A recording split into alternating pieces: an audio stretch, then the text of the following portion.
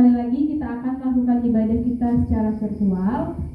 Kita mau saat teduh sejenak, tapi kita siapkan dulu hati kita, pikiran kita. Jangan lupa kita siapkan Alkitab kita, agar kita lebih khusyuk lagi dalam menyembah Tuhan, dalam beribadah kepada Tuhan hari ini.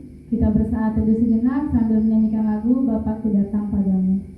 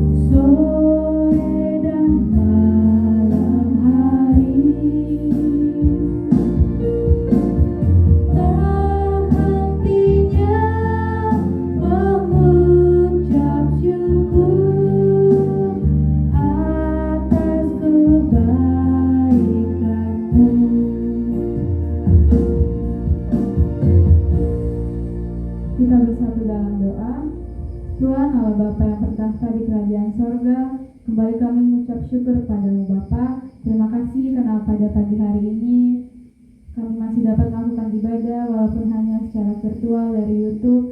Kiranya Kau tidak mengurangi rasa sukacita dari kami Bapa, dan tidak mengurangi berkat yang Kau berikan kepada kami.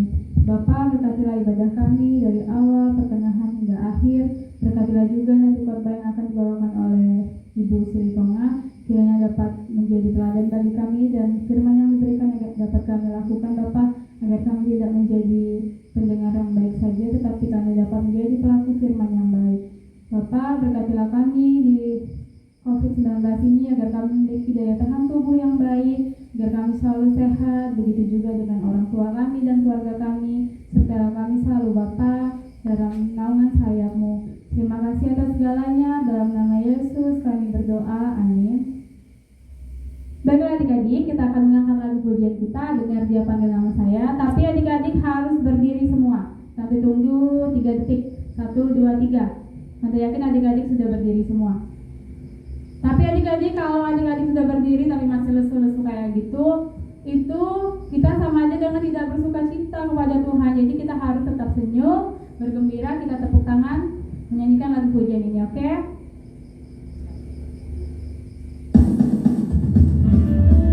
Tangannya adik-adik, gak boleh lesu sama sekali. Kita harus bersuka cita kepada Tuhan.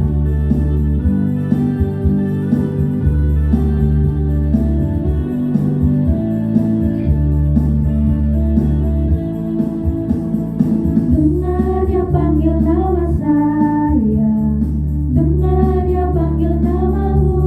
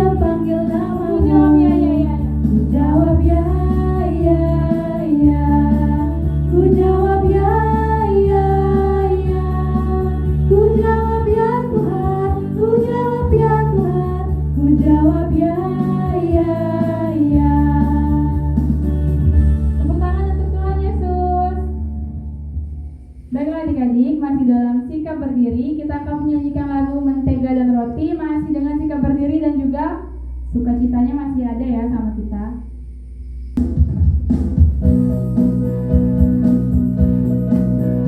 Sambil bertepuk tangan ikuti gerakan Kak Diana yang di depan ya.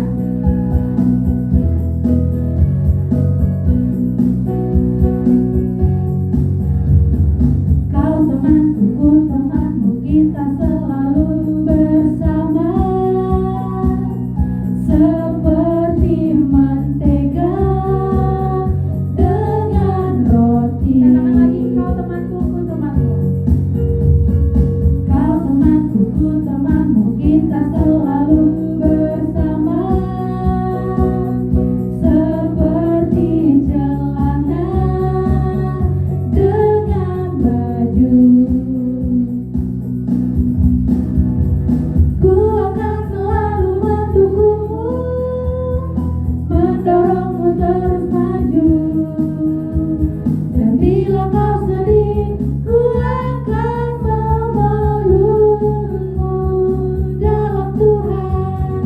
Kau temanku, ku temanmu, kita selalu bersama seperti mentega dengan roti.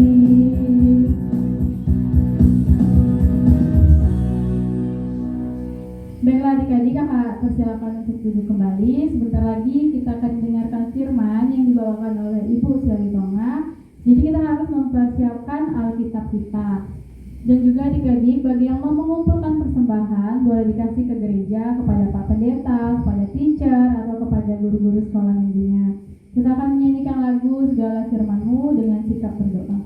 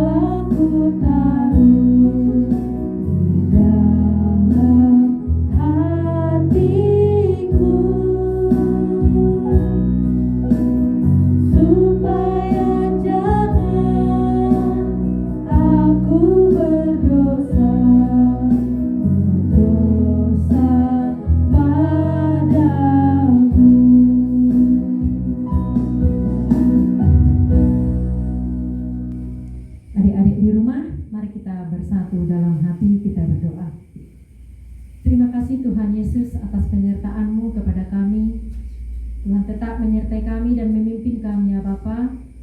Kami terkhusus anak-anak sekolah minggu Tuhan saat ini akan mendengarkan firman-Mu Bapa. Kiranya Tuhan yang memperbaharui hati kami Tuhan. Kiranya Tuhan juga yang meluruskan hati kami. Jauhkan kami Tuhan dari rasa ingin bermain-main dan rasa ingin juga Tuhan untuk mencolek-colek teman kami. Terima kasih Tuhan, terima kasih Bapa yang baik. Dalam nama Yesus kami bersyukur kepada-Mu. Amin. Halo adik-adik. Apa kabarnya hari ini? Tentu luar biasa. Adik-adik di rumah, Ibu mau bertanya dulu. Ada yang like enggak ya acara sekolah minggu kita ini? Ada yang subscribe enggak acara sekolah minggu kita ini? Kalau belum, di like ya. Terima kasih adik-adik. Nah adik-adik, firman Tuhan untuk kita di pagi hari ini, di hari Minggu ini, yaitu yang tertulis dalam Kisah Para Rasul 16 ayat 19 sampai 33. Dibuka Alkitabnya adik-adik ya.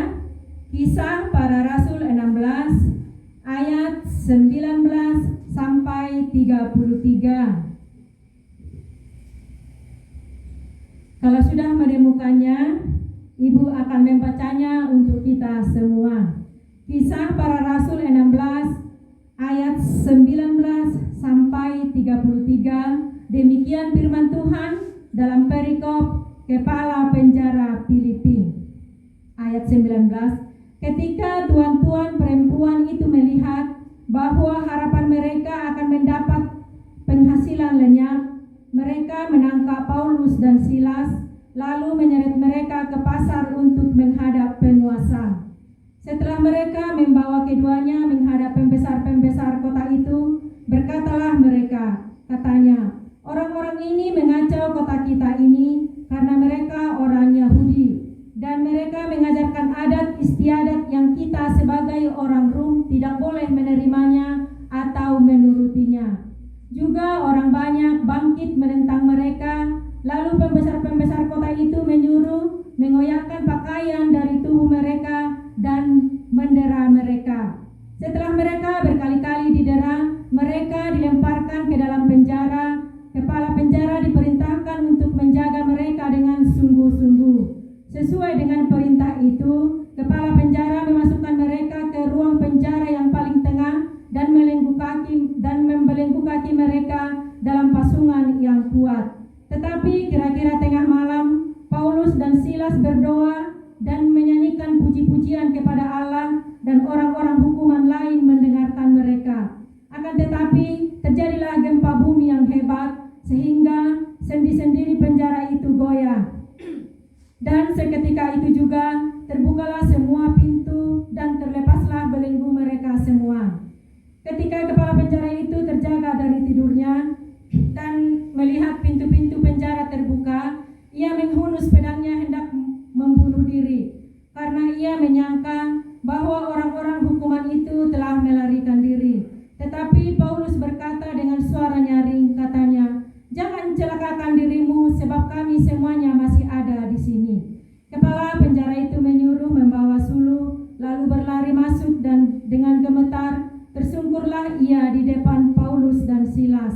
Ia mengantar mereka keluar sambil berkata, "Tuan-tuan, apakah yang harus aku perbuat supaya aku selamat?" Jawab mereka, "Percayalah kepada Tuhan Yesus Kristus dan engkau akan selamat, engkau dan seisi rumahmu." Lalu mereka memberikan firman Tuhan kepadanya dan kepada semua orang yang ada di rumahnya. Pada jam itu juga kepala penjara itu membawa mereka dan membasuh bilur mereka. Seketika itu juga ia dan keluarganya memberi diri dibaptis. Demikian pembacaan firman Tuhan untuk kita di pagi hari ini, adik-adik. Seperti judul kita hari ini, yaitu percayalah kepada Tuhan Yesus. Adik-adik di rumah, sebagai tujuan daripada judul kita ini, yaitu supaya anak di rumah bersukacita memberitakan Injil apapun tantangannya, karena Tuhan menghendaki semua anak atau semua orang akan diselamatkan. Seperti judul firman Tuhan, yaitu kepala penjara. Adik-adik di rumah, ada sesuatu yang ibu tanyakan. Apakah adik-adik mempunyai teman yang tidak seiman dengan kita? Atau apakah adik-adik mempunyai teman yang belum percaya? Tentu ada, kan? Bagaimana adik-adik menyikapinya? Apa yang adik lakukan? Ingat tak adik-adik apa yang diajarkan oleh guru-guru sekolah minggu kita, yang diajarkan oleh orang tua kita? Kita boleh bergaul dengan siapapun, kita boleh bebas bergaul dengan siapapun, tentu dengan berbuat baik. Tidak boleh membeda-bedakan teman. Walaupun dia tidak satu kepercayaan dengan kita, walaupun kita tidak seiman dengan kita, tapi kita harus tetap berbuat baik. Seperti kisah yang ibu ceritakan hari ini, yaitu ada namanya Paulus dan Silas. Adapun rasul-rasul ini, dia akan memberitakan firman Tuhan, memberitakan Injil, memberitakan kebaikan-kebaikan di mana-mana, tapi ada aja orang yang tidak mau menerima. Mengerti tidak adik-adik sampai di sana? Mengerti kan? Supaya anak-anak memberitakan Injil apapun tantangannya, apapun kesulitan-kesulitan, tapi kita sebagai orang percaya supaya orang diselamatkan oleh Tuhan. Adapun rasul-rasul Paulus dan Silas yang dimasukkan ke penjara yang paling tengah, mereka disiksa, mereka dianiaya, mereka dipukuli, mereka dibelenggu, mereka pokoknya banyaklah rintangan-rintangan yang mereka hadapi. Mereka dijaga oleh penjaga-penjaga penjara itu dengan sangat taat dan sangat kuat. Nah, adik-adik di rumah, suatu malam Paulus dan Silas ini berdoa tengah malam. Mereka berdoa, mereka bernyanyi memuji Tuhan. Mereka dengan sungguh-sungguh memuji Tuhan, menyanyikan lagu puji-pujian dengan sangat indah. Dan semua orang-orang yang di dalam penjara itu, di dalam tahanan itu, mereka juga mendengar lagu-lagu pujian itu. Apa yang terjadi adik-adik di sana? Apa yang terjadi di sana? Terjadilah gempa bumi yang sangat dahsyat. Gempa bumi yang sangat luar biasa dahsyatnya. Dan semua pintu-pintu penjara itu terbuka. Sendi-sendi penjara itu terbuka. Lari nggak adik-adik? Saulus dan Silas tadi, mereka tidak lari. Mereka tidak lari dari penjara itu walaupun penjara itu sudah terbuka. Nah, adik-adik, setelah itu kepala penjara ini terbangun dari tidurnya. Kepala penjara ini melihat bahwa penjara ini sudah terbuka. Kepala penjara ini merasa takut, dipikirnya orang-orang tahanan itu sudah keluar dari dalam penjara itu. Adik-adik, waktu tengah malam itu, kepala penjara itu terbangun dari tidurnya. Dilihatnya penjara itu sudah terbuka. Tiang-tiang penjara itu sudah terbuka semuanya. Maka kepala penjara itu mau bunuh diri, dia mau menusuk badannya dengan pisau. Mengerikan ya adik-adik ya, mengerikan sekali. Tapi apa yang terjadi? Datang si Paulus. Jangan engkau bunuh dirimu, kami masih di sini. Kami masih di sini. Kenapa ya orang itu tidak lari padahal sudah terbuka itu pintu-pintu tadi, pintu-pintu penjara itu. Kok mereka tidak lari ya? Kenapa tidak lari?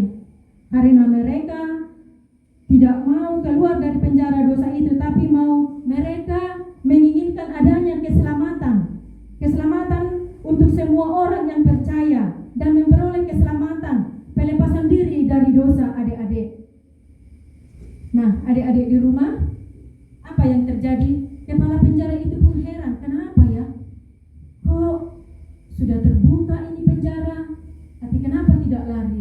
Itulah yang diinginkan Tuhan. Mereka bertobat di sana. Dan apa yang terjadi? Kepala penjara itu mengatakan, apa yang harus aku lakukan kepada kalian supaya aku selamat?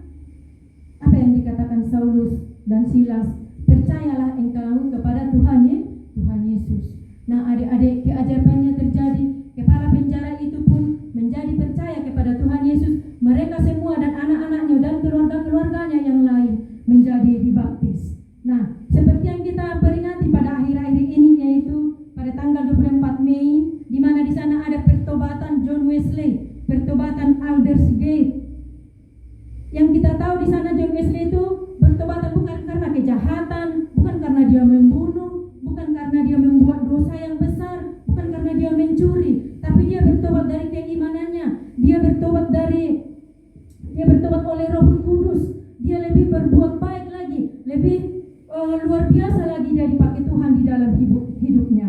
Roh Tuhan masuk ke dalam dirinya, ke dalam diri John Wesley, mendengarkan Roh Kudus di dalam kehidupannya. Pertobatan yang luar biasa yang dialami John Wesley. Kepada adik-adik semua, apapun yang kita lakukan dalam kehidupan kita sehari-hari, supaya kita berdoa kepada Tuhan dengan sungguh-sungguh, menyanyikan lagu puji-pujian dengan sungguh-sungguh di dalam kehidupan kita, supaya kita beroleh hikmat daripada Tuhan kita. Nah, adik-adik, sampai di sini cerita kita di pagi hari ini. Kiranya pun apa yang kita dengarkan boleh membawa berkat bagi kita semua. Mari kita berdoa. Terima kasih Tuhan, karena Engkau menyatakan kami Engkau ingin supaya kami memberitakan Injil-Mu dan semua orang mendapat keselamatan. Tolonglah kami Bapa, walaupun kami dapat banyak mendapat tantangan di dalam kehidupan kami ini, tapi mampukan kami supaya kami dapat melewati tantangan itu dengan baik Bapa. Terima kasih Tuhan, terima kasih Bapa. Terpujilah Engkau kekal untuk selama-lamanya. Amin.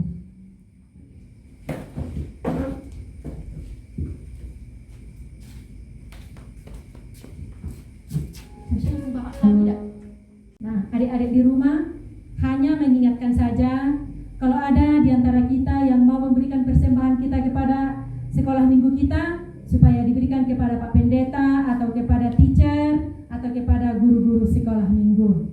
Adik-adik, mari kita berdiri. Adik-adik, kita akan berdoa doa Bapak kami. Bapak, terima kasih. Dan saat teduh, mari kita berdoa doa Bapak kami. Bapak kami yang di sorga, dikuduskanlah namamu, datanglah kerajaan-Mu, jadilah kehendak-Mu di bumi seperti di sorga. Berikanlah pada kami makanan kami yang secukupnya, dan ampunilah